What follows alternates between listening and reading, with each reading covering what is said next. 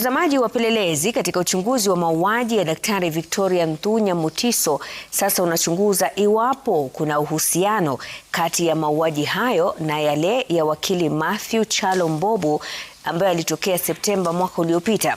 Haya yanajiri huku ikibainika kuwa wakili Mbobu alimwakilisha mumewe Victoria, Profesa David Musyimi Ndetei, katika kesi ya mali kati yake na mkewe wa zamani Rose Mbithe Ndetei.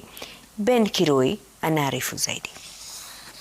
Ni siku ya tatu ya uchunguzi wa mauaji ya daktari wa akili na mtafiti Victoria Nthunya Mutiso katika eneo la Upper Hill, wapelelezi wakipanua uchunguzi wao kutafuta uhusiano wa mauaji yake na yale ya wakili Matthew Chalo Mbobu aliyeuawa Septemba mwaka uliopita, baada ya kubainika kwamba wakili huyo alimwakilisha mumewe marehemu Profesa David Musyimi Ndetei kwenye kesi ya ugavi wa mali baada ya kumtaliki aliyekuwa mkewe Rose Mbithe Ndetei. Kesi hiyo ya mwaka wa 2002 ilihusu umiliki na ugavi wa mali iliyopatikana wakiwa wanandoa, ambayo ilijumuisha ardhi na mali ya mabilioni ya pesa. Kinachowakuna vichwa wapelelezi pia ni namna mauaji hayo yanalingana.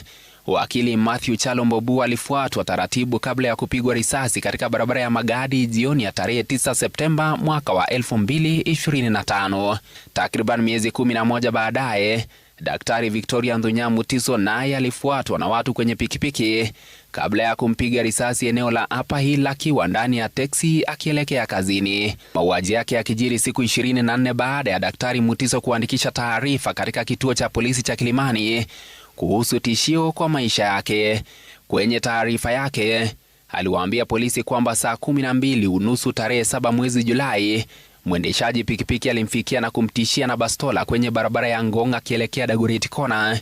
Hali hiyo ilimtia hofu na kumfanya asitishe shughuli na kwenda katika kituo cha polisi cha Kilimani kupiga ripoti.